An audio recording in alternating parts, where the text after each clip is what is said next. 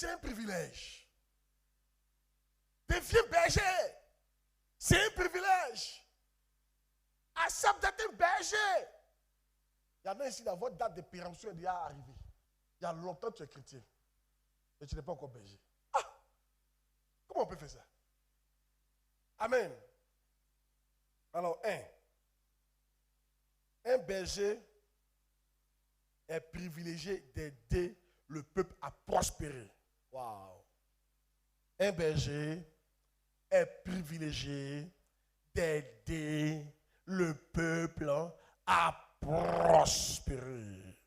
Un berger est privilégié d'aider le peuple à prospérer.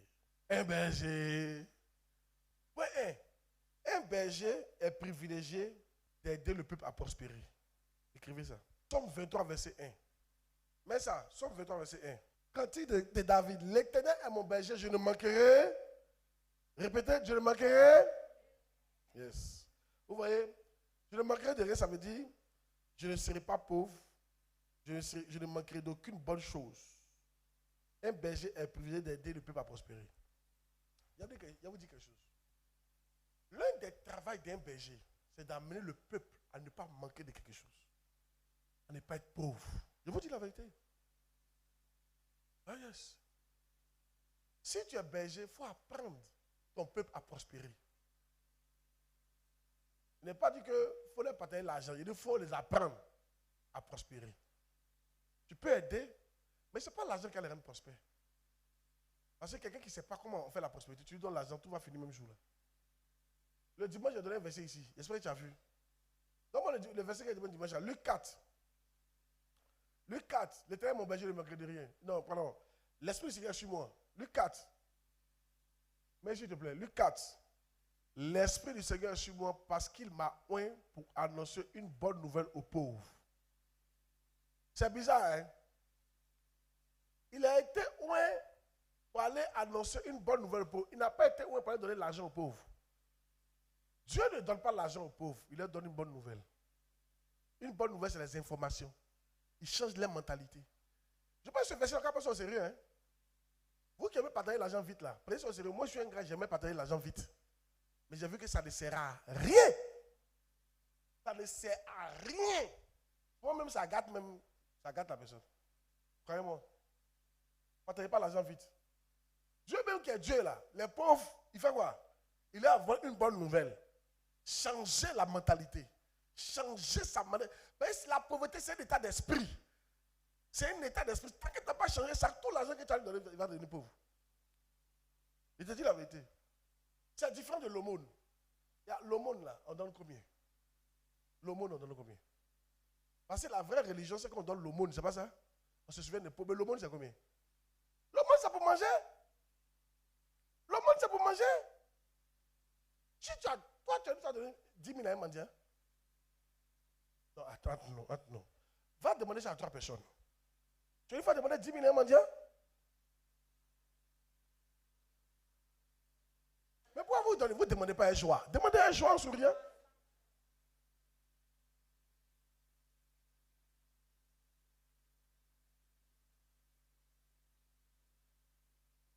Même 5 000 même. Il y en a même 1000 francs. 100 francs, 200. Tu as trop donné 500. Amen. Moi, j'ai déjà donné 5 000 à un mendiant. Ça m'est arrivé déjà. Mais je veux dire, écoutez, je vous montre bien. L'aumône là, quand Dieu dit l'aumône, hein, ce n'est pas pour rendre la personne riche. Dieu ne donne pas l'argent aux pauvres pour être riche. Il donne l'aumône. L'aumône, on peut donner juste pour manger. Mais c'est dur. Yes, ça c'est l'aumône. Dieu m'a annoncé une bonne nouvelle aux pauvres. Les pauvres, si tu veux, j'essaie de vous apprendre à rendre les pauvres riches. Pour rendre un pauvre riche, il faut l'enseigner. Et dans sa pauvreté, il doit payer sa dîme. Il a changé sa mentalité. Il dit qu'il n'en a pas. Petit qu'il a, il n'a qu'à donner. Dîme. On n'a pas qu'à tout donner. S'il a 1000 francs par jour, il n'a qu'à donner 100 francs. Parce qu'un pauvre ne va jamais vouloir donner, il veut tout recevoir. Tu dois changer la mentalité du pauvre pour lui dire que, pauvre, si tu passes ton temps à recevoir, tu ne vas jamais monter. Hein? Ceux qui deviennent grands et ceux qui sont riches, ceux qui donnent. Donc tu dois apprendre tes pauvres à faire quoi? À donner. À donner les dîmes, à donner offrandes, à faire booster. Même les vœux, souvent ils n'ont qu'à sortir. Il faut leur dire ça. Et puis il faut leur expliquer qu'ils ont l'argent. Exemple, au funérailles, comment ils font? Ils vont voir qu'ils ont l'argent. Et ils sont capables de payer pagne, funérailles, coude pour 3 personnes. Au funérailles, ils peuvent cotiser 200 000. Souvent, quand Noël arrive, les fêtes arrivent là, ils payent. Souvent, même les boissons là, lui, il peut payer un casier pour ses camarades. Demande un pauvre si dans un payer casier. Souvent, il est assis comme ça au coutoudrome, qui s'est monté comme ça là. Il dit, je paye pour tout le monde. Il peut dépenser 10 000. Bravo. Mais à l'église, il va dire, je n'ai rien. Oh, je n'ai rien. Oh. C'est un esprit. Donc, dis-lui non. Non et non. Et enseigne-les. Le bon berger, ce n'est pas lui qui distribue l'argent à ses brebis. Le bon berger, c'est lui qui change la mentalité. Pour qu'il fasse ce qu'il faut faire pour sortir de la pauvreté. Et je vous ai dit, moi, je suis issu d'une famille pauvre. Bon, nous, on mangeait à la maison au moins. Dieu merci, maman. Dieu a fait grâce, maman. Je suis parti à l'école jusqu'au moins en terminale. Puis jusqu'à l'université, moi, je payais mes cours. Mais écoutez, pour que je devienne, pour que j'arrive où je suis là, même pour que j'ai voiture, tu n'as pas idée. Des offrandes, des dîmes, des offrandes, des vœux, des sacrifices qu'il doit donner pour soutenir l'œuvre de Dieu. Ah! Pour que Dieu ouvre les portes. C'est de cette seule manière laquelle le peuple peut s'en sortir. Vous n'êtes pas d'accord avec ça? Je suis en train de vous apprendre, vous les bergers, à rendre les gens riches. Un bon berger doit apprendre les gens à rendre riches. Maintenant, il y a suivi ici. Donc, la première manière de rendre les gens riches, c'est quoi? De faire qu'ils sortent de la pauvreté. Parce que tu as le droit de dire, l'Éternel est mon berger, je ne manquerai de rien. Toi, ton peuple doit arriver à un stade où il manque de rien. Sinon, tu n'es pas un bon berger. Regarde, ceux qui me suivent, ça fait peut-être 10 ans. Disons 5 ans que le couple. S'ils m'ont suivi vraiment, actuellement, ils ne vont pas manquer de quelque chose. Parce que je les amène à donner 2. Je leur dis quoi? Il ne faut pas vivre au-dessus de tes quoi? De tes moyens. Oh yes. Tous ceux qui me suivent, qui ne vivent pas au-dessus de tes moyens, ça va chez eux aujourd'hui. Je vous dis la vérité.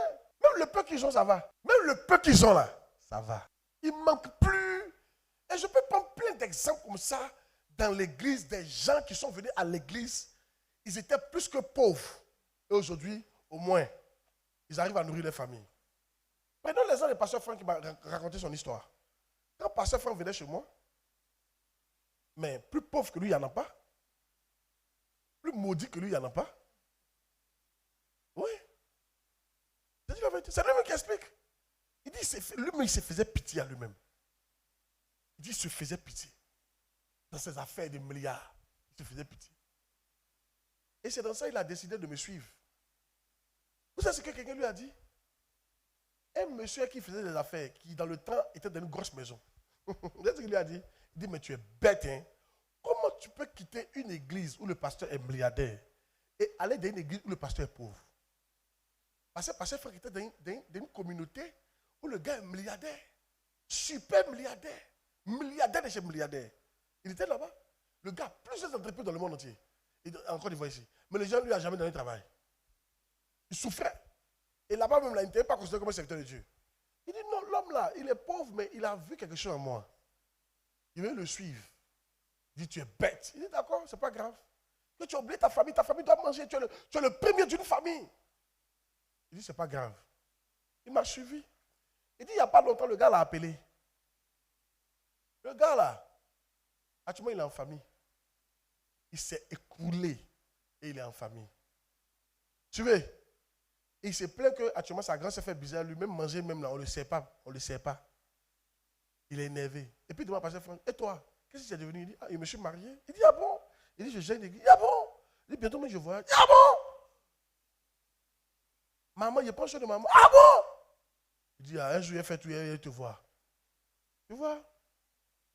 Pasteur Franck a suivi un berger qui sait comment il va devenir riche. Au début, quand je leur disais de faire certaines choses, ils pensaient que c'était pour leur mal. Et je leur disais, il veut vous utiliser. Mais après, ils se sont assis. Et ils ont vu que je ne vais pas les utiliser. Et aujourd'hui, même s'ils ne sont pas encore riches, au moins, ils payent leur maison. Ils sont dans leur maison. Ils ne mendient pas. Ils sont mariés. Ils sont respectés. Ça, c'est un niveau qu'ils n'avaient pas avant. Ils sont stables financièrement. Yes. Ça, c'est le berger qui doit amener quelqu'un à faire ça. Dis amen bien. C'était dans le vous ici, mais tu peux demander. Il y en a qui vivent au-dessus de leurs moyens. Il y en a qui ne savent pas gérer leur argent. Mais aujourd'hui, ils sont plus stables dans la tête. Le berger doit amener par des informations et par l'enseignement son peuple à ne manquer de rien. Souvent, c'est Dieu, tu vas avoir d'autres filles, mais il faut les laisser. Tu as fait comment? Il faut continuer. 3. Une autre chose, un berger doit apprendre son peuple à ne jamais prendre crédit. Pas prendre crédit. Crédit va te rendre pauvre. Crédit a fait quoi? Ça, je suis bien placé pour parler de crédit. Hein. J'ai toujours été endetté dans ma vie. Jusqu'à ce que le Bishop Dad. Il a vu que vivre sans crédit est doux. Tout ce que tu as, c'est pour toi. Comment on apprend à quelqu'un à devenir riche, à ne manquer de rien? En donnant. C'est pas ça? Parce que ce n'est pas ce qu'il y a, mais il y a un secret dans le donner. C'est ceux qui donnent qui montent. Et ceux qui donnent qui reçoivent. La Bible dit que si tu donnes, tu vas recevoir. Donnez et vous recevrez. Dis à ton voisin, est-ce que tu sais pourquoi tu ne reçois pas? C'est parce que tu ne donnes pas. De te montrer quand le signe que tu ne donnes pas. De te montrer. Non, vous n'êtes pas intéressé. Hein? C'est quand on arrête de te donner. Tu veux ici, quand on arrête de te donner, c'est que tu ne donnes pas assez. Vous pensez que Yann, même les gens qui ont l'argent, là, quand ils donnent, on leur donne tout le temps. Vous les voyez comme ça. Moi, il y a plein de témoignages. Les gens qui ont l'argent, on leur donne terrain. Les gens qui ont l'argent, on leur donne voiture. Les gens qui ont l'argent, on leur donne l'argent. Pourquoi lui, on lui donne l'argent? Lui qui a l'argent, là. Mais je connais des riches aussi à qui on ne donne rien. Parce qu'ils ne donnent rien. Vous croyez que c'est faux, hein? Je connais vos témoignages ici, là. Il y en a même, ils arrêtent de rendre témoignages parce qu'on trouve que c'est toujours eux. Regardez, moi, quand je sens qu'on ne me donne plus l'argent, j'augmente mes offrandes. On doit me donner. Comment on peut faire un mois? Va dire à quelqu'un, comment tu peux faire un mois sur la terre? Va dire à quelqu'un, comment tu peux faire un mois sur la terre, on ne te donne rien?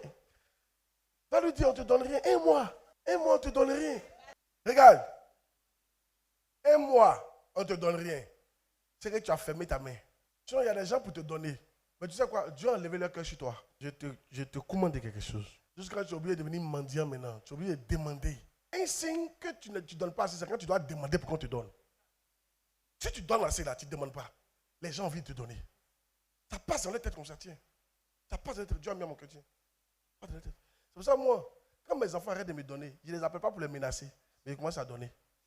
J'augmente mon donné. J'augmente mon donné. Ils doivent me donner où? Même après un truc qu'on appelle au nom de mon prophète, il ne doit pas dire il a trop.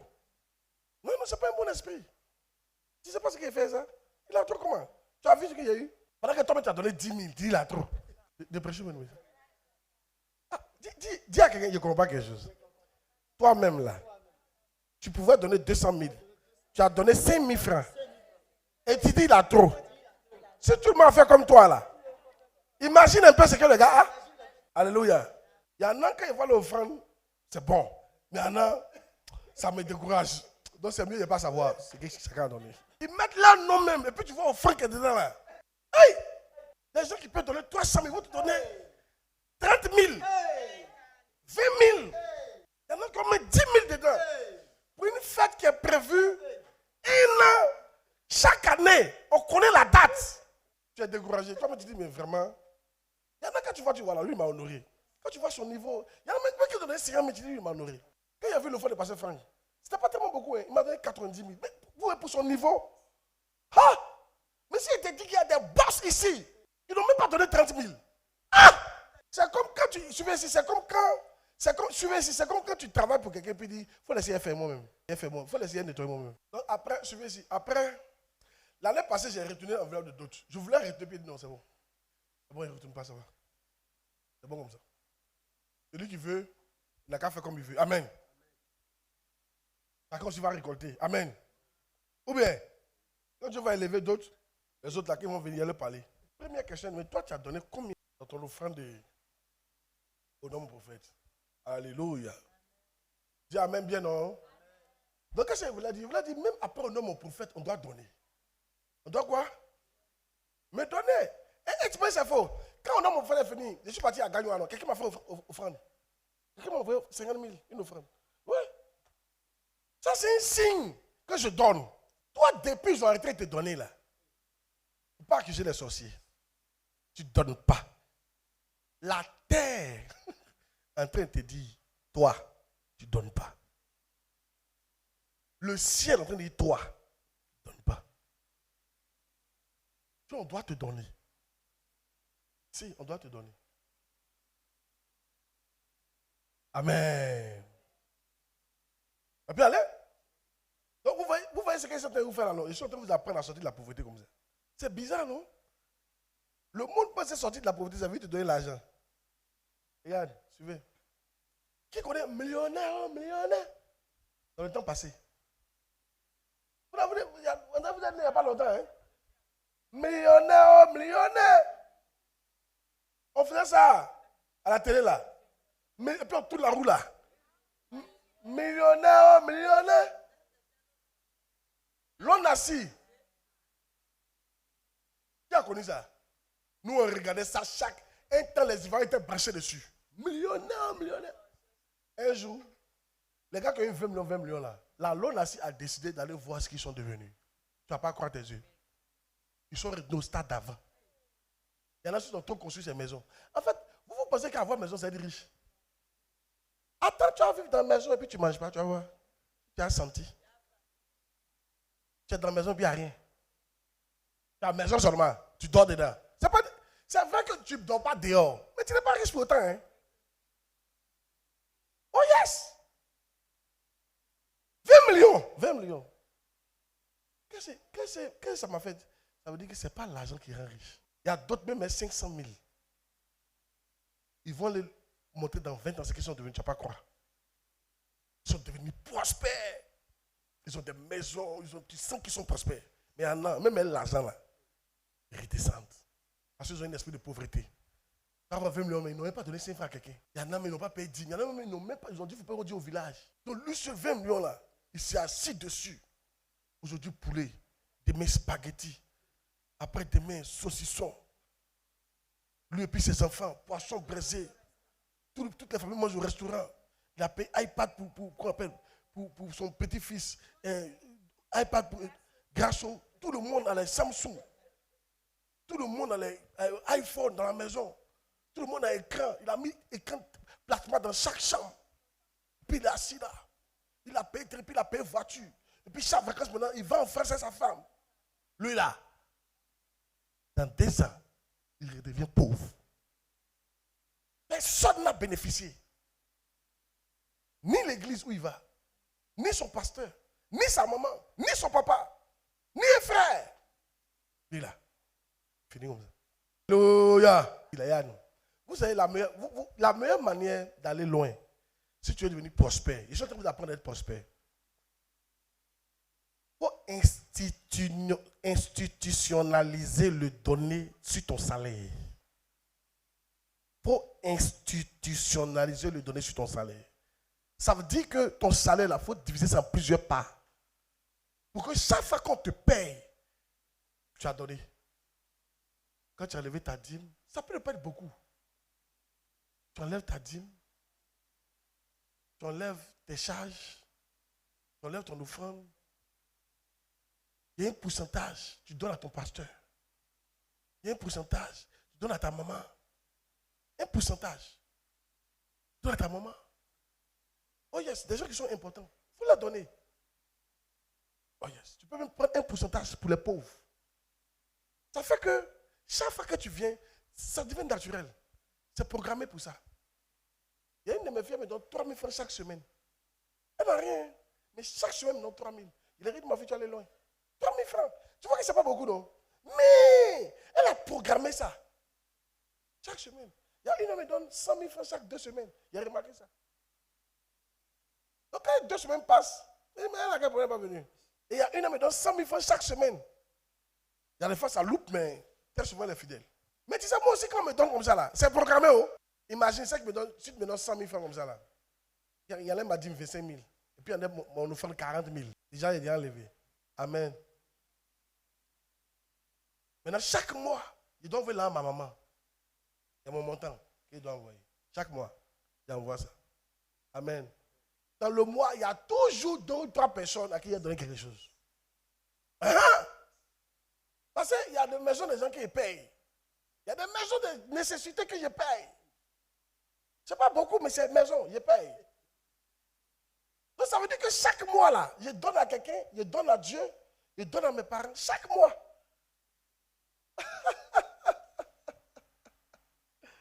Tu seras surpris que je vais loin. Mais quand toi, pour toi, viens là, On dirait caca de chat. Un jour, Biche a dit un truc là. L'un des femmes, c'est caca de chat. Là, il parle des femmes et leur mari. Sinon, les femmes sont celles qui donnent le plus. Il parle des femmes et leur mari. La plupart des femmes ne donnent pas leur mari à tort. Qui est béni dans ça? Vous n'êtes pas béni dans ça. J'essaie de vous apprendre à devenir riche.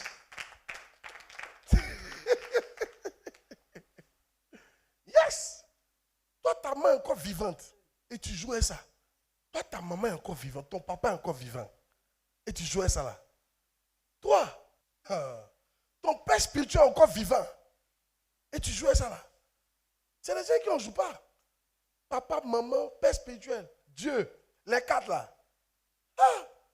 Les autres qui te font. Les autres qui te font plus pauvre. Un pauvre. Un pauvre. Quelqu'un qui, c'est un peu dur. Cette année, la rentrée scolaire, de ma poche, j'ai payé l'école de certaines personnes. De ma poche. Attends, il a fini mes projets quoi. Oh, si tu as fini tes projets pour donner à quelqu'un, tu ne vas jamais donner à quelqu'un. Ou bien papa. Aïe, même ta simple maison, si tu as fini d'équiper ta maison, tu vas donner à quelqu'un, tu ne vas jamais donner. Ou bien, maison pour équiper maison, ce n'est pas du jeu. Il y a toujours quelque chose à payer dans cette maison pour équiper. Ça ne finit pas. Il y a fauteuil à changer. Télé à changer. Il y a toujours de nouvelles télés qu'on vend. Plus jolies que pour toi là. Frigo est devenu bizarre. Il y a frigo à changer. Actuellement, les frigos qui sont en bas, c'est un frigo 2 battants. Oh, pour toi, c'est un battant. Toi, tu vas avoir tout ce qui est à la mode. Tu ne peux jamais t'en sortir. Le prochain de métier. Voici le mot que vous donne. Institutionnalise le donner sur ton salaire. Il faut braquer ça sur ton salaire. Pourquoi sur ton salaire? Ton salaire, la chose que tu es sûr de recevoir. Les brinbrins, tu n'es pas sûr de recevoir. Donc quand tu programmes ça, il n'y a pas de brinbrins, il n'y a pas donné. Institutionnalise. Maintenant, si tu as eu des brinbrins, institutionnalise sur le brinbrin. Amen. Bon, je ne sais pas si j'ai parlé ou bien, je ne sais pas. On dirait que vous n'aimez pas mon message. Vous êtes trop triste. Amen. Mais ça, ce n'est pas lourd pour vous. Ce n'est pas lourd. C'est lourd. Ce n'est pas un message lourd. De vous montrer à quel moment tu t'appauvris. De te montrer. Voilà comment tu t'appauvris. Si c'est ton cas, ça est en train de t'appauvrir actuellement. Tu manges seulement. Tu reçois seulement. Merci. Merci. Merci. Merci. Merci. Merci. On ne te dit jamais merci. On ne te dit jamais ça. Merci. Merci. Tu es en train de t'appauvrir. Tu es en train de t'appauvrir. Je te dis ça.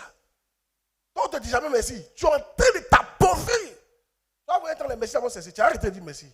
Ça va se couper. Ce matin, Bishop Oyedepo disait qu'il y a un grand homme de Dieu qui faisait des vraies dîmes à son église. Et ses affaires ont pris. Un homme d'affaires. Et puis il a arrêté. Quelques temps plus tard, il s'est écoulé, devenu pauvre. Puis il a demandé à Dieu, mais pourquoi? Et Dieu a dit, mais tu as arrêté de donner. Ton donné d'hier n'a rien à voir avec ton donné de demain. Si tu veux que ça continue à descendre, tu dois donner continuellement.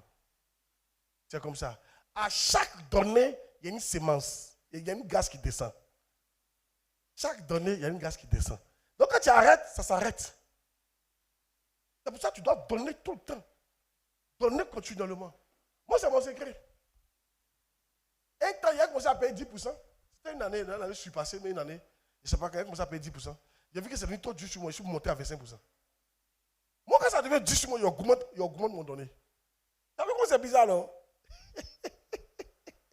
Oui. Maman, c'est le secret qu'il a. Quand c'est dur sur toi, il faut augmenter ta dîme. Quand c'est trop compliqué, il faut augmenter ta dîme. Maintiens ça. Tu vas voir comment ça va devenir facile. Amen. Ça peut aller? Et un berger doit dire ça à ses enfants. Si tu ne dis pas à ses enfants, tu n'es pas un bon berger. Il faut les apprendre à être quoi? Prospères. Je ne suis pas sûr que parmi vous qui m'avez suivi là, un est devenu pauvre. Hein? Pauvre plus qu'il n'était par le passé. Bon, je ne suis pas sûr. Si un qui vient me voir. C'est-à-dire quand il dit pauvre, c'est-à-dire quand tu te regardes là, par rapport à avant, tu étais mieux. Si c'est le cas, vous me voir après. Parce que vous tous qui m'avez suivi là, quand vous regardez votre passé, aujourd'hui doit être mieux que votre passé. Toujours. Aujourd'hui doit être mieux. Financièrement, ça doit être mieux.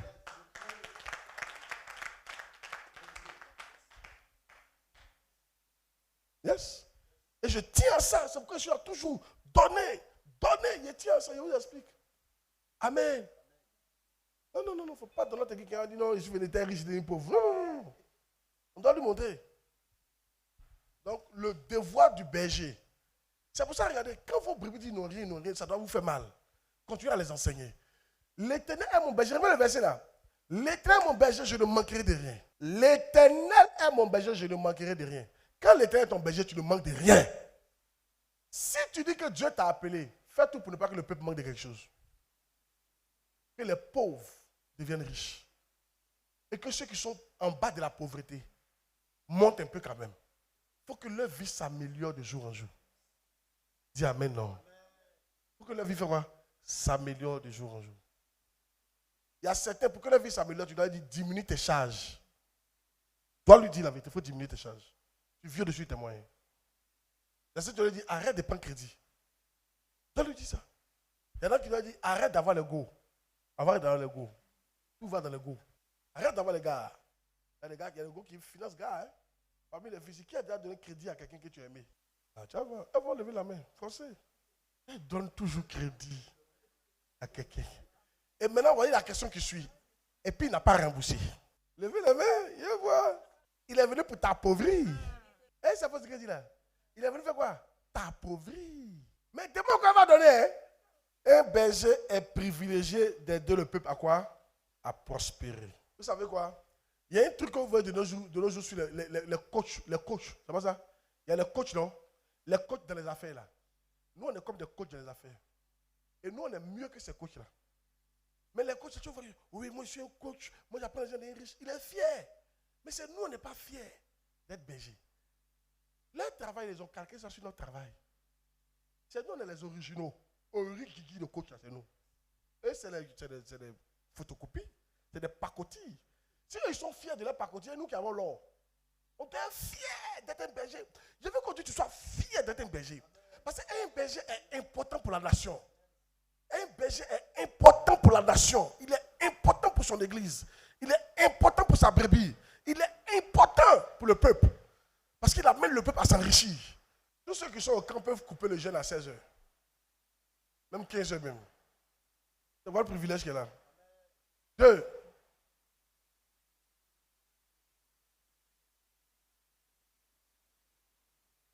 Un berger est privilégié de pouvoir la bonne nourriture pour les brebis. Psaume 23, verset 2.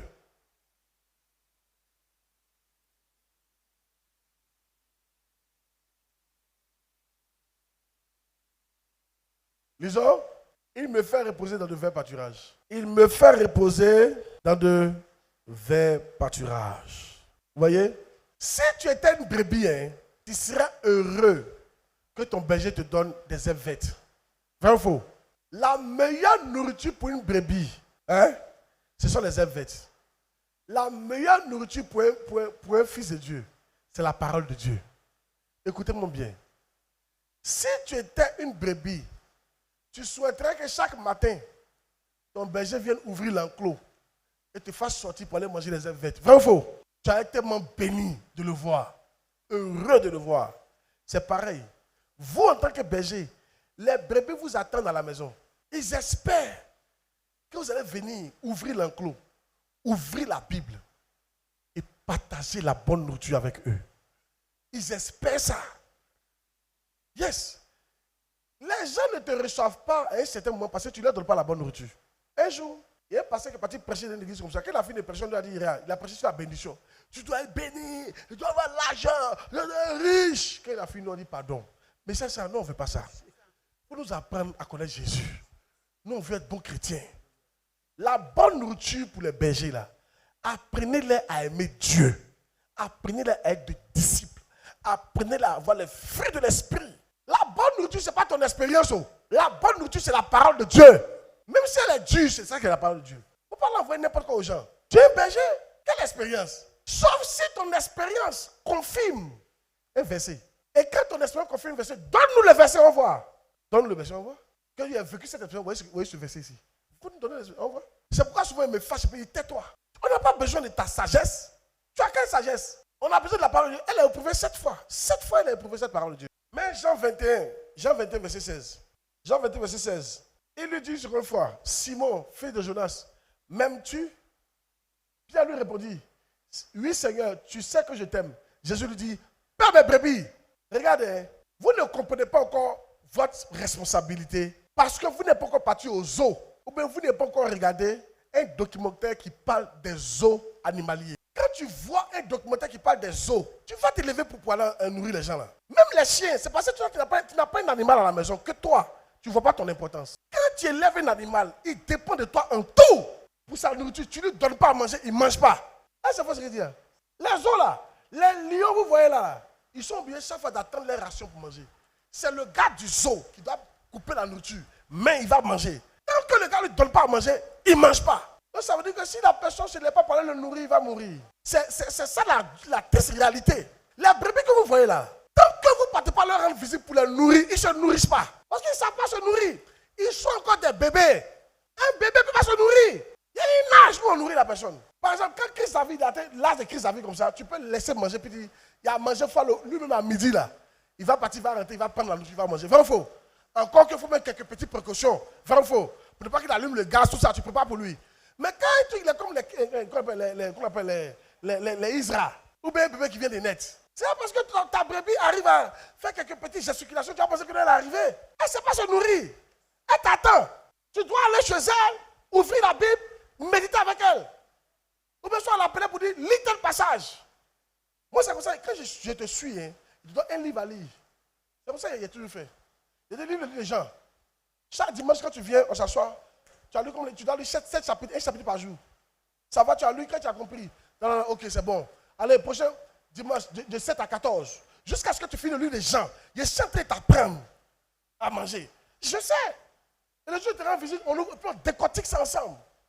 Alors, vous savez, si les bergers savaient qu'on était dans un zoo, ils allaient se lever pour aller nourrir le peuple. Il y a des gens qui meurent parce qu'ils ne savent pas se nourrir. Ou bien ils ne peuvent pas se nourrir. Vous savez que dans les zoos, les gens sont en prison, non? C'est ça. Dans les zoos, là. Les animaux là sont en prison, hein? Dans les cages. Est-ce que tu sais que spirituellement, les enfants qui viennent, ils sont tous dans les cages. Ils ne peuvent pas se nourrir. Jusqu'à ce qu'on les nourrisse, qu'ils grandissent et qu'on casse la cage, qu'ils sortent et qu'ils soient capables de se nourrir. Tu as la responsabilité de lui donner à manger matin, midi et soir. Et si tu ne peux pas aller là-bas matin, midi et soir, mets un système en place pour l'encourager à lire sa Bible. Montre-lui le chemin. Ouvre ta Bible, lis-la. Papa Dag, il dit toujours un truc qui me fait du bien. Et il a raison. Il dit, c'est une femme. Il a appris à méditer sa parole chaque jour, la Bible chaque jour. Elle lui a montré comment on lit la Bible chaque jour et comment on sort pour aller évangéliser. Actuellement, cette femme-là, toutes les églises que Papa Dag a ouvertes là, cette femme-là, c'est sur son compte dans le ciel. Elle a pêché un gros poisson. À quoi le Papa Dag, elle sera parmi, elle aura des trônes au ciel. Mais c'est un enfant, c'est un jeune homme, ça a 16 ans, il a commencé. Et la fois, il a dit à ma fille là, on a qu'à se concentrer maintenant sur les jeunes. Les jeunes sont prêts à apprendre vite. Les vieux, ils sont trop vieux. Pour les casser, ce n'est pas facile. Ils ne comprennent pas, ils ont trop de problèmes. Maintenant, regarde, quand il parle de vieux, ce n'est pas seulement l'âge. Il faut bien me comprendre quand il parle. Hein. Tu peux être vieux et puis être jeune dans ta tête. Quand tu apprends. Il y a par exemple, maman a dit quelqu'un qui est jeune dans la tête. Elle est là à tous les trucs. Elle est plus jeune que des jeunes qu'on voit ici. Amen. Le papa, le fait qu'il soit venu aujourd'hui, il est venu là, il est jeune dans sa tête. Il est plus jeune que certains jeunes qu'on voit ici. Lui, il a barbe blanche, hein, mais dans le reste spirituel, il est mignon. Ça. Eux là, dans le reste spirituel, des vieux, tout est froissé sur eux. Dans le reste spirituel. Il y a un truc que je comprends. Si vous n'êtes pas comme des enfants, vous ne pouvez pas hériter le royaume de Dieu. C'est Jésus qui a dit ça. Oh. Un enfant apprend de nouvelles choses. Il fait ce qu'on lui dit de faire. Il ne reste pas braqué. Non. Ce que tu as dit là, ce n'est pas comme ça. Un enfant ne fait pas ça. Dis amen bien. Écoutez, je veux que cette image vous hante. On est dans un zoo. Tu ne donnes pas à manger aux gars là, ils vont mourir. Ça va t'aider à te lever. Chaque matin, on va les appeler, à penser même à eux. Si moi j'étais un berger comme vous, si j'étais un berger, alors si j'étais un berger, voyez ce qu'il allait faire. Si j'étais un berger, chacune de mes brebis va avoir un livre qu'il lit dans la Bible. Et qui fait ça? Comment être un bon berger? Comment être un bon berger?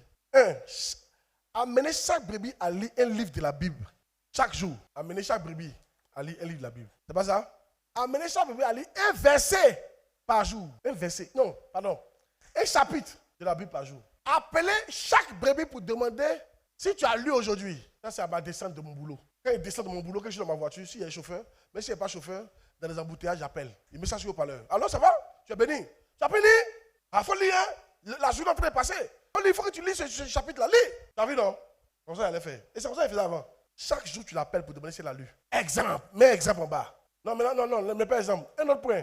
Chaque dimanche, fais le point de la personne. Chaque dimanche, fais un point des 7 chapitres qu'elle a lus. Chaque dimanche, tu lui demandes, tu as lu les 7 chapitres, tu as compris quoi? Elle va expliquer, ouais, c'est rien compris. Tu dis, bon, tu lui donnes quelques conseils dessus, et puis ensuite, tu donnes 7 autres chapitres. Chaque dimanche, fais le point à la personne. On a donné ça à tous les bergers, ils n'ont qu'à faire ça. Ok? On fait comme on doit tout donner en détail. Sinon, c'est pas bon. Exemple. Il y avait dit quelque chose, et souvent bien. Commencez toujours par les 4 évangiles. Si vous commencez à entraîner une brebis, commencez par les 4 évangiles. Les 4 évangiles, c'est quoi? Matthieu, Marc, Jean et Luc. Les 4 évangiles. Ok? Maintenant, si vous devez commencer par les 4 là, commencez toujours par Luc. Le livre de Luc. Le livre de Luc, pourquoi? Parce que c'est un livre qui est plus détaillé que les autres. Il a fait des recherches, donc c'est plus détaillé. C'est le livre de Luc, tu vas voir que l'ange est apparu à Marie. Hein, tout ça, tout ça. Donc, par exemple, prenons un exemple. Comment la brebis s'appelle? Donne le nom. Ange. Mais brebis ange. La brebis ange. Elle doit lire le livre de Jean. Amen. Lundi. Non, elle doit lire le livre de Luc. C'est pas ça? Lundi, elle doit lire Luc chapitre 1. Lundi, Luc chapitre 1. Pour l'écran, là, il y a tout de cahiers. Hein. C'est bon pour vous. L'écran, là, vous allez prendre pour prêcher. Vous allez prendre pour faire quand? Vous savez que l'année prochaine, vous les pasteurs, vous allez faire quand? Vous allez faire quand? Vous allez prendre ça pour faire quand? Là? Ok. Et cahier, hein? Tu fais ici. Lundi, Luc chapitre 1. Mardi, Luc chapitre 2. Mercredi, Luc chapitre 3. Jeudi, Luc chapitre 4. Vendredi, Luc chapitre 5. Samedi, Luc chapitre 6. Et dimanche, Luc chapitre 7. Si tu veux, tu peux commencer à Luc chapitre 6. 6 chapitres par jour. Amen. Comme dimanche, elle vient à l'église. Mais dimanche, Luc chapitre 7, c'est bon. Dimanche, après le culte, elle peut lire. Amen. Vous savez comment on fait, non? Maintenant, la soeur Ange, là, tu as plusieurs brebis comme ça. Ange, c'est lui qui lit. L'autre, l'autre, il est à l'église. Donc, lui, c'est Matthieu. L'autre, là, c'est Jean. Mais tu sais, tu n'as pas besoin de retenir ça. Tu leur donnes seulement à lire. Quand tu l'appelles, tu lui dis, c'est quel livre il t'a dit de lire là? Il va te rappeler. Ok? Tu n'as pas besoin de garder ça dans ta tête. Ok? Tu as pu lire. Maintenant, dimanche, quand tu viens, tu sais, oui, c'est quel livre il t'a dit de lire là? Luc, tu as lu, tu as compris quoi? Les 7 chapitres là. En toi, tu connais ce qu'il y a dedans. Il va te faire un résumé rapide. Ok, c'est bien. Que Dieu te bénisse. Et puis, s'il y a un petit message dedans, tu lui donnes. Tu pries pour la personne, tu pries pour sa journée, tu pries pour sa semaine, puis tu dis, les 7 autres chapitres, tu lis ça pour la semaine prochaine. Et lundi matin, ou bien lundi soir, tu as lu? Il faut lire. Mardi soir, tu as lu? Amen. Et pendant que tu es en train de faire ça maintenant, tu lui donnes un livre à lire. Parmi tous les livres là, hein, donne-lui ce livre à lire. Tu peux payer pour lui, ou bien tu peux lui payer. Ça coûte 3 000. Pourquoi? Parce que ça, il y a beaucoup de sujets dedans. Ça, il faut lui dire, quand il est au WC, il n'a qu'à lire. Quand il est dans Baka, dans WC de coup copine, il ne peut pas lire là-bas. Il ne peut pas lire là-bas. Il est dans WC de coup copine, il faut dire qu'il est dans Baka. Ou bien Wara Wara. Au lieu de regarder autour, ou bien écouter la causerie des gens, tu prends le livre, tu lis. Tu t'en vas à un rendez-vous, va le livre là. C'est dans le sac. Quand on te dit d'attendre là, pendant que tu attends la personne, tu ouvres ton livre, tu lis. Tu lui montres des techniques comme ça. Amen. Maintenant, regarde. À quel moment il peut lire son livre, la Bible? À quel moment il peut lire la Bible? Il ne faut jamais lire la Bible quand tu as sommeil. Écrivez ça. Ils sont en train de travailler la nourriture. Il ne faut jamais lire la Bible quand tu as sommeil. Il faut leur dire ça. Il faut dire que si tu as sommeil, il faut aller dormir. À quel moment on ne doit pas lire la Bible? Quand tu as sommeil, il faut lire ta Bible.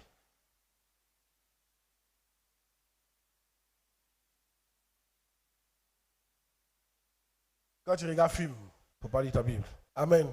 Quand tu es trop occupé, quand tu es occupé, en train de faire ça et là, bouger ça et là, c'est bon? À quel moment on peut lire la Bible? Plus facilement. À quel moment? Le matin avant de petit déjeuner. Le matin avant de petit déjeuner. Le matin avant de petit déjeuner. Avant de manger matin là. Dis à ton voisin, avant de chauffer le placali là, lis ta Bible. Avant de manger à checker, souvent tu te lèves matin, la faim était tellement bâtard. À 6 heures là même, tu es devant la femme qui fait pain là. Elle n'est pas encore arrivée, tu l'attends. À qui c'est déjà arrivé? André a des anges parmi nous. Hein? Un jour, moi, j'avais fait un conseil, mais chez les matins, c'est parti éplucher Niam. Yes. Quand on était en famille, j'ai épluché ça propre, découpé. Voilà. Mais au feu. La faim est trop. Si je dois attendre les filles là, elles dorment. Tu veux donc? Regarde, il y a un dicton qui dit, pas de lecture de Bible, pas de petit déjeuner. Si tu peux faire ça, ça sera bien quoi. Je parle de vous qui n'êtes pas encore expérimenté. Hein? Les nouveaux là. Pas de petit déjeuner, non, pas de lecture de la Bible, pas de petit déjeuner. Il dit, tant qu'il ne lit pas ma Bible, il ne mange pas le matin. Si tu veux ça, c'est bon aussi. Pas de lecture de la Bible, pas de Facebook, pas de TikTok. Mais qui ça? Ça t'aide. On ne devrait pas d'accord avec le message. Hein? Amen. Aussi, une heure où on peut lire la Bible, c'est avant de dormir. Ça là, c'est pas facile, mais tu peux aussi. Moi, quand j'étais nouvellement marié, c'était mon heure de méditation qui était là, avant de dormir. Dès qu'il vient au lit, il prend ma Bible. Je lis pendant au moins 1 heure avant de me coucher. Toujours. Ça peut être aussi 1 heure pour toi. Ok. Qui me fait le récap? J'ai besoin d'un deuxième micro, c'est possible. Chapitre, où on en est, le chapitre. Allons-y. Oui. Bon, le privilège d'un berger. Un berger est privilégié d'aider le peuple à prospérer. Il est privilégié d'apporter la bonne nourriture, non? Pour ses brebis, oui. Hein? Vous êtes sûr que c'est combien? On est toujours dans le point 2, hein? Ok, combien de mots berger, on a dit quoi? Amener chaque brebis à lire sa Bible, hein? Ok. Mettez plutôt comment amener la brebis à lire sa Bible. Bon, si tu veux, comment être mon berger, 2 points. Amener sa brebis à lire sa Bible. Donne-lui là-bas, voilà. 2 points. Amener sa brebis à lire la Bible. Okay. Amener la brebis à lire sa Bible. Oui. Un chapitre par jour. Et l'appeler pour s'assurer que la brebis a fait sa lecture. On vient assure-toi partout, hein? Assure-toi partout. C'est de faire un point avec sa brebis. Et un exemple. Non, de faire un point à quelle heure? Il faut bien écrire, il faut bien dire. On est en train de faire. Qui a bien noté? Qui a noté un détail? Récit, ma fille, récit encore. Donc, tu dis, amener sa brebis à lire sa Bible. À lire sa Bible, chapitre par jour. Un chapitre par jour. Sur... Ok, allons-y. Donc, c'est déjà, comment dirais-je, l'amener à lire les 4 évangiles, c'est-à-dire Matthieu, Marc, Jean et Luc. Voilà. Et pour la brebis qui ne sait pas trop, c'est commencer par lire Luc, le chapitre de Luc. Donc, chaque lundi, lui demander de lire un chapitre, c'est-à-dire Luc 1, mardi Luc 2, jeudi Luc 3, jusqu'à dimanche Luc 7. Et après, faire un point, un récap avec la brebis. Où ça? Ce récap, il se fait où? Il se fait à l'église. Dimanche à l'église. À l'église. C'est-à-dire, avant que la brebis va partir à la maison, là, tu dis, non, viens me voir. Tu fais le récap. Puis quand elle finit le récap, il faut prier pour elle. Bénis sa semaine. Bénis sa semaine. Prie pour sa semaine. C'est ça qui va l'attirer à venir te voir chaque fois. Ok? Oui. L'autre point qu'on a vu, c'est à quel moment on ne doit pas lire sa Bible. On doit lui donner un livre à lire. Tu as vu, non, ma fille, tu n'as pas bien noté. Hein. On doit lui donner un livre à lire. Il a dit quel livre il faut lui donner à son moment? Le livre, si je suis disciple de Christ, ça on doit lui donner. Soit payer pour elle, soit lui l'amener à payer. C'est pas ça? Amen. Yes. Ça peut aller? Oui. Les périodes ne doivent pas. Oui, prends. Ne jamais lire la Bible quand on a sommeil. Quand tu as sommeil, il ne faut pas lire. Tu regardes un film. Regarde un film. Quand tu es occupé. Quand tu es occupé. Bon, je pense que c'est tout. Hein. C'est ça. Trouve un temps où tu es libre. Voilà. Et puis, lis la Bible le matin avant le petit-déj. Aussi avant le coucher. Voilà. Avant de prendre le placali du matin, le riz couché. Pas de Bible, pas de téléphone. C'est ça, non? Oui. Pas de lecture de Bible, pas de petit déjeuner, pas de téléphone. Pas de lecture, pas de téléphone. Pas de lecture, pas de petit déjeuner. Ça va t'aider toi-même à te discipliner. Ah, il n'est pas encore lire ma Bible, il ne pas manger. Attends, lis ma Bible. Il lit un chapitre. Yes. Ou bien tu dis à la personne, tu peux lire un chapitre en 2 temps.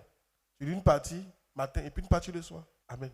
Mais si tu dois la suivre, écoutez, ce que certains disent là, c'est dur, mais c'est ça. Les gens ne veulent pas faire ça, mais c'est ça là, il faut faire. C'est le travail bâtard là même qui est là. Yes.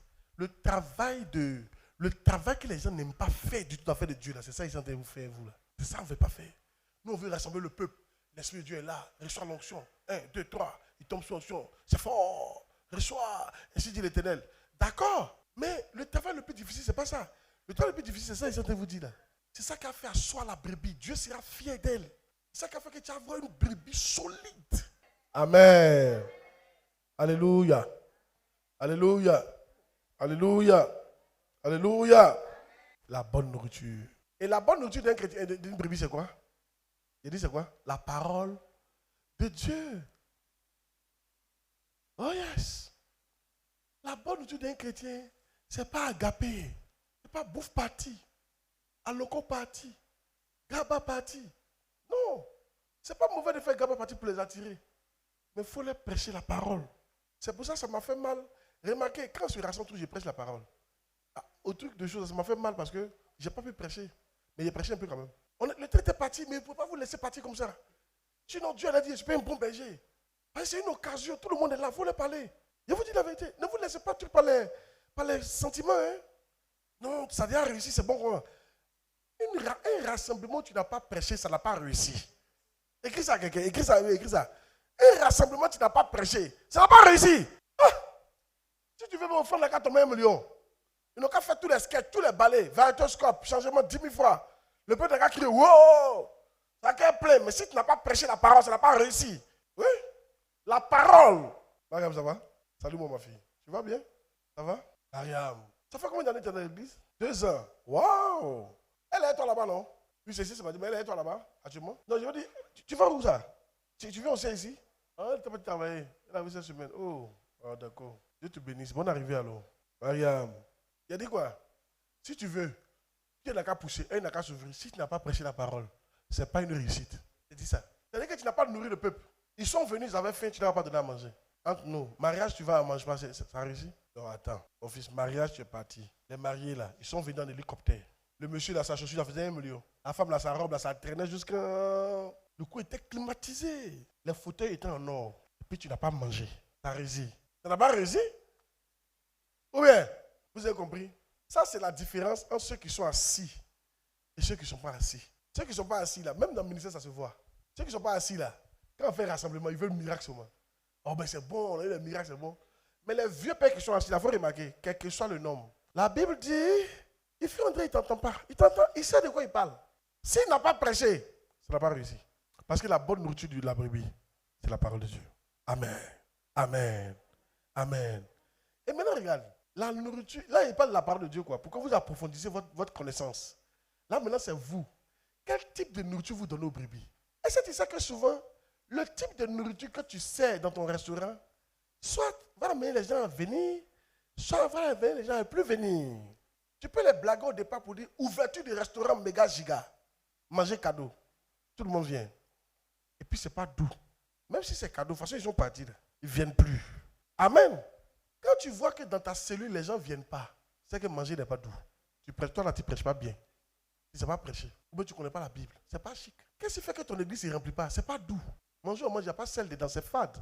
Ben, il faut apprendre à connaître la parole de Dieu. Il faut apprendre à prêcher. Un berger doit apprendre à prêcher. Et toi, il dit, quand tu prêches, il faut toujours avoir des exemples dans ta prédication. Ça va faire rire les gens. Moi, je sais faire rire les gens dans la prédication. Hein. Amen.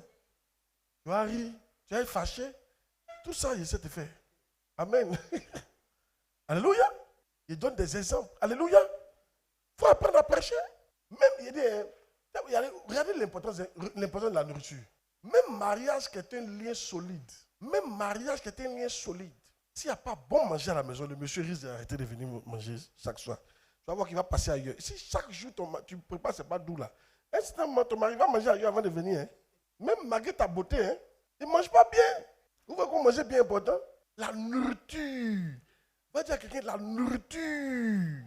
Quelle nourriture tu donnes à ton peuple? Amen. Va dire à quelqu'un la nourriture. Va dire la nourriture. Pourquoi toi tu ne dis pas la nourriture? Va dire la nourriture. La nourriture.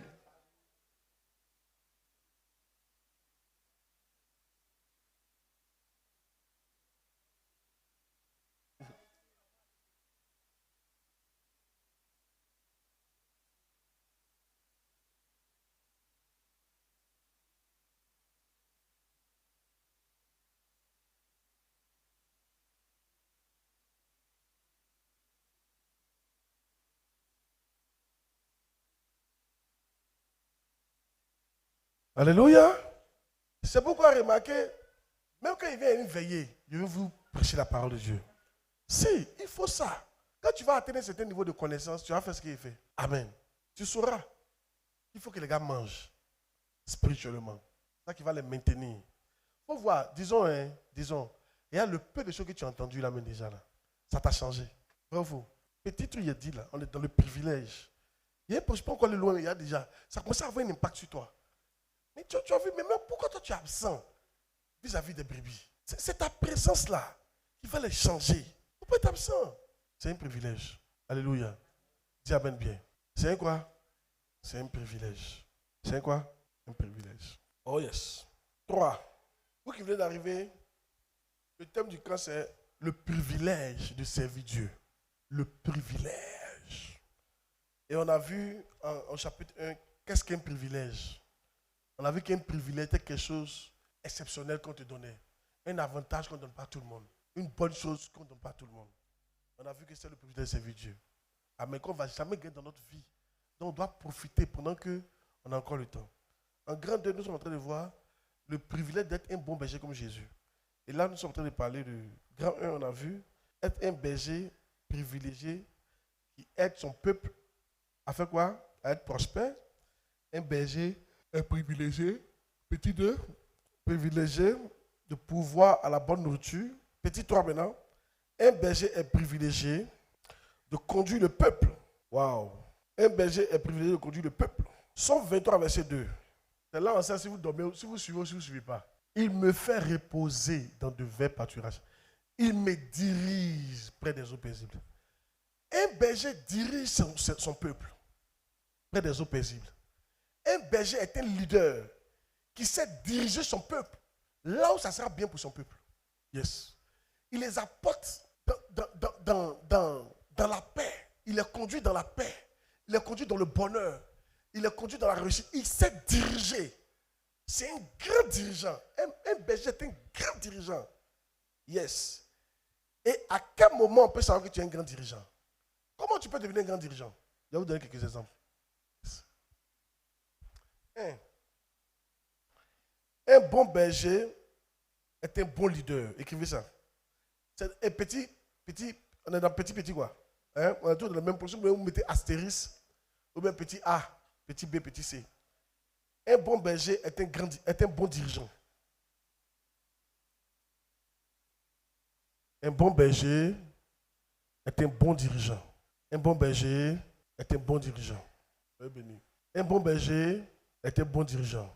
Tu as vu ce travail que je suis en train de faire là? C'est très compliqué. Tu as vu, non? On dirait qu'il n'y a pas de Dieu, mais il est là. Je vais vous dire quelque chose, c'est l'un des trucs qui va vous surprendre. Quand tu as commencé à faire le travail de Dieu, tu auras souvent l'impression qu'il n'est pas là. C'est ça qui décourage les gens là. Tu as vu ça, on l'enseigne. Il n'y a pas de prophétie, il n'y a rien. On dirait un amphithéâtre. Mais il est là. Il est en train de travailler les cœurs. Il est en train de changer la vie des gens. Il y a un temps pour tomber. Et puis, le travail le plus difficile, c'est ce qu'ils ont fait là. De travailler comme ça. Et ça, il faut apprendre à faire ça. Souvent, apprends à prêcher, même quand tu ne sens pas Dieu. Mais quand tu as devenu spirituel, tu vas le sentir. Moi, comme ça, je le sens. Je sens qu'il est là. Je sens sa présence. Moi, comme ça, je sens sa présence. Je sens la présence du Saint-Esprit. Mais toi, tu ne peux pas sentir. Il est là. Il aime ça. Oh, oh, oh. Il y a mon message de dimanche. Il a prêché sur Dieu d'abord. Quand je suis monté à l'hôtel, le feu était sur ma tête comme ça. Dieu était content de ce message. Mais si tu vois ce message, tu as pensé que ce n'est pas un bon message. Dieu d'abord. Juste ça dimanche. C'était fort. Dieu d'abord. Dieu d'abord. Dieu d'abord. Comment? Alléluia. Tu n'es pas là non? N'oubliez pas, quand Élie voulait voir Dieu, là, qu'est-ce qui s'est passé? Dans le vent, Dieu n'était pas là-bas. Souvent, Dieu n'est pas dans le bruit. Un jour, je vous explique quoi. Pourquoi vous qui voyez que c'est calme, tu as dit, mais ça, mais on ne sent pas Dieu. Ils sont en train de répondre à ta question. Il y a quelqu'un qui a pensé comme ça. Là, Dieu est en train de me parler, de te parler là. Je suis ici. Il y a un grand homme de Dieu qui est venu encore et qu'on appelle une chose. Lui, son église est à Koumassi, son siège. Il veut ouvrir forcément à la Riviera. Parce qu'il dit la Riviera seulement, c'est la Riviera. Il dit un jour, il est venu prêcher ici dans une église. Et puis il a fait vœu. C'était pour construire l'église là. Et puis il a dit 1 million. Il y a une qui est sortie, une petite fille. Non, il a dit 2 millions. Une petite fille. Et puis il dit, tu payes ça quand? Elle dit, il a payé ça en même temps. Il a attrapé sa tête et dit, hé, ça là, comment si? Même tu dis 15 000, il faut sortir pour 1 mois. Mais elle arrivera sur place, 1 million. Quand il voit tout ça là, il doit avoir une ânesse. Elle arrivera. Il est venu faire croisade ici. Il a mobilisé les gens sur Facebook, tout. Ils ont pris une salle. Et puis la veille, Dieu lui a dit, je ne suis pas dedans. Hein. Ce programme-là, je ne suis pas dedans. Ta place, ce n'est pas la Riviera. Il ne t'est pas appelé à la Riviera. Il t'a appelé à Koumassi. C'est l'homme de Dieu qui me dit ça, hein? Un vieux père. Un des grands dans ce pays-là. Il ne pas te mentir. Tu sais, quand Dieu te fait grâce, Dieu te conduit vers les grands. Et puis il te parle. Il dit, okay, il était découragé. Donc il est parti. Il dit, déjà le peuple est engagé. Ils ont même pris, ils ont loué des dinars, des baka. Ils vont prendre le peuple de Koumassi pour venir à la Riviera. Il fait un programme. Là, comme ça, les gens voient qu'ils sont beaucoup et puis ils doivent venir s'ajouter. Il ne peut pas dire que Dieu n'est pas dedans. Il est venu. Il dit, ce jour, il a pris le micro. Il a prêché. Il dit, mais l'onction qui est tombée là, lui n'a jamais vu ça depuis les pasteurs. L'une des plus grandes onctions depuis que lui fait ministère. Et puis il a dit à Dieu, mais il n'est pas là. Et ce qui s'est passé là. Et puis Dieu lui a dit, ce qui s'est passé là, c'est le vent seulement. Hein. Il n'était pas dedans. Dieu lui a dit, ce qui s'est passé là, c'est le bruit seulement. Il n'était pas dedans même. Il n'est pas béni ce programme-là. Il avait fait un vœu. Il y a une femme qui a décidé de donner André 500 000. J'ai oublié le montant. Puis le monsieur a envoyé une partie de l'argent. Et puis le monsieur a appelé pour dire, demain, j'envoie le reste. Avant que demain va arriver, le monsieur est mort. Et Dieu lui a dit, tu as tué la personne. Il dit, comment ça? Il dit, c'est toi qui l'as tué. Il t'a dit que je suis pas dans ce programme. Tu n'es pas appelé là-bas. Et là, souvent, tu vas voir que dans le bruit, Dieu n'est pas dedans. Un bruit qui ne change pas la vie de quelqu'un, Dieu n'est pas dedans. Il y a des bruits, tu tombes, tu te lèves, toi, mais tu es le même, tu es la même. Rien n'a changé. Aucune décision de servir Dieu, aucune décision de changer, aucune décision, tu es le même. Au contraire, même, ça facilement, tu vas même, c'est comme si même ils ont augmenté même ta convoitise même. Dieu n'est pas dedans. Quand l'Esprit de Dieu vient, il te convainc de pécher. C'est un signe. Quand l'Esprit de Dieu vient, il va commencer à te toucher, ça, c'est pas bon, il faut changer. Ça, c'est pas bon, il faut changer. Tu vas commencer à vouloir prendre des décisions. Ça va prendre que l'Esprit est là. C'est pas dans tomber. Il est dans tomber. Mais très souvent, il n'est pas dans tomber. Et à des camps comme ça, là, il n'est pas dans tomber. Il faut qu'on te parle. Acclame le Seigneur, s'il te plaît. Mais tu vas voir qu'après ce camp, si tu es disposé, tu vas commencer à changer. Tes désirs vont changer. Oh yes! Tes désirs vont changer après ce camp. Il faut m'écouter seulement. Dis amen bien. Alléluia! Oh yes! Quand vous allez grandir, tomber va rien vous dire. Depuis je suis en première, l'homme tombe quand il prêche. C'est pas ça qui m'emballe. Depuis que je suis en première, il y a à peine 17 ans, les gens tombaient. Papa, maman, enfant, même pasteur tombait. Ah, où je suis là. Et ça, c'est ce qu'il a fait. Le privilège de servir Dieu. Alléluia. Donc toi, il y a dit quoi? Un berger, c'est quoi? C'est un dirigeant, c'est pas ça? Comment être un bon berger? C'est ça, non? Il a dit quoi? Il faut être un bon leader. C'est ça, non? Un berger doit lire des livres sur le leadership. Écrivez ça. Ça, c'est dans le petit 3 là. On est sous le petit 3. Et je suis en train de montrer ce qu'un berger doit faire. Pour devenir un bon berger. Pour devenir un bon berger, quoi? Pourquoi tu deviens un bon berger? Tu dois lire des livres sur le leadership. Et nous, on a un livre ici sur le leadership. Oh, où sont les livres là?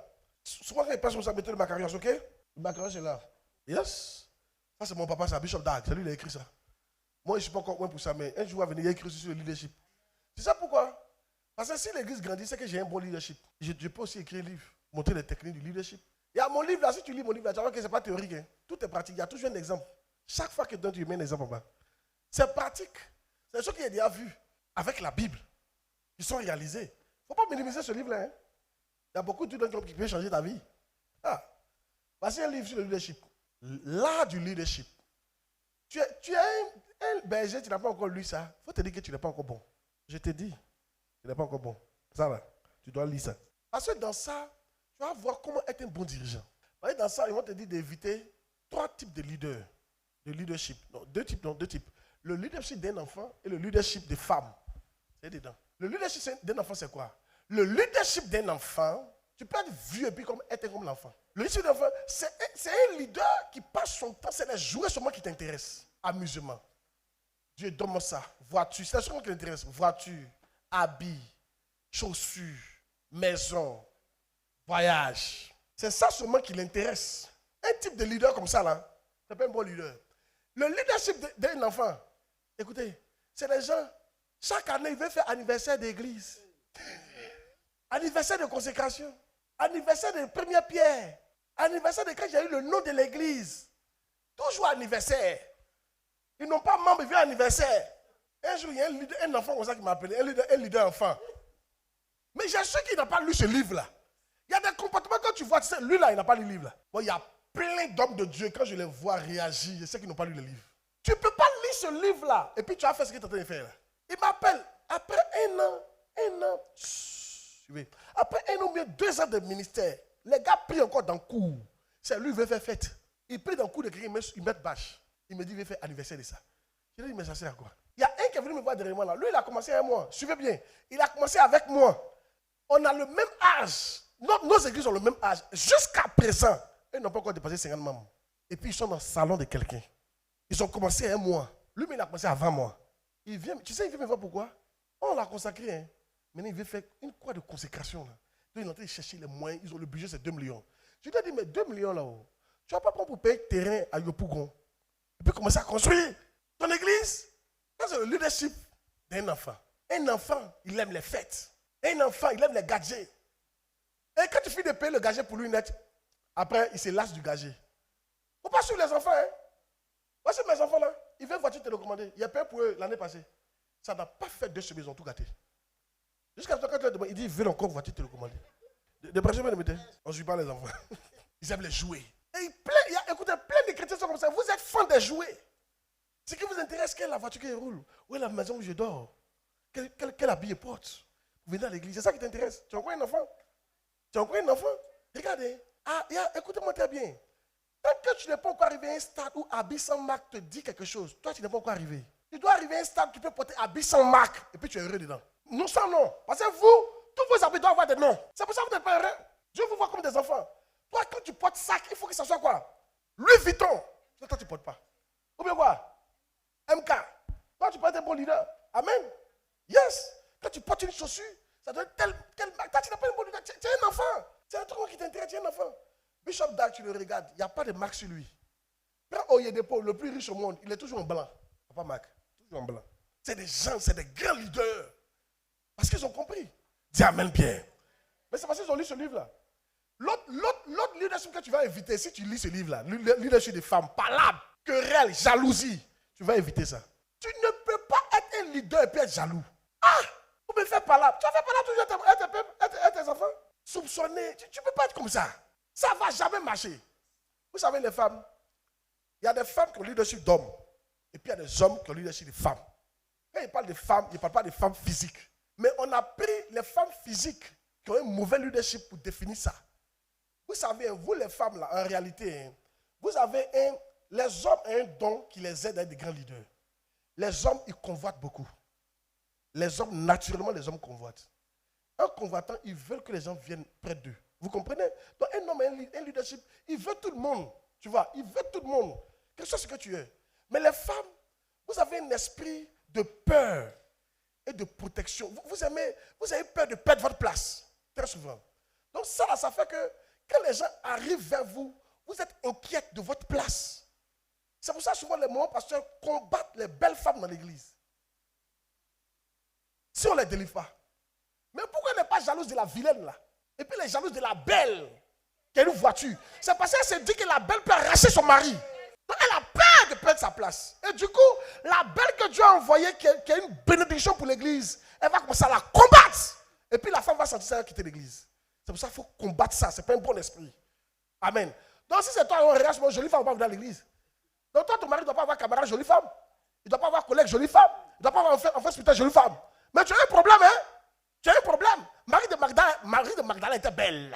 Et puis elle suivait Jésus. Il ne faut pas m'énerver. Amen. De partir de métier. Mais comment on sait que Marie de Magdala était belle? Comment on sait? Il n'y a pas une prostituée qui est vilaine. Surtout avant, beaucoup d'hommes, non, pour elle n'était pas fanée, beaucoup d'hommes venaient vers elle. Une femme suivait ici, une femme que beaucoup d'hommes convoitent, c'est qu'elle est jolie. Un jour, ils ont demandé à un jeune homme, il y avait une femme là, son passé, tous les gens sont sortis. En tout cas, elle a connu beaucoup d'hommes. Il dit, il a vu. Il a eu beaucoup de mariages. Il dit, il a vu. Il dit, mais pourquoi? Il dit, c'est femme que tout le monde voulait. C'est qu'elle s'est fait l'amour. Il y a quelque chose en elle. Lui, il veut ça.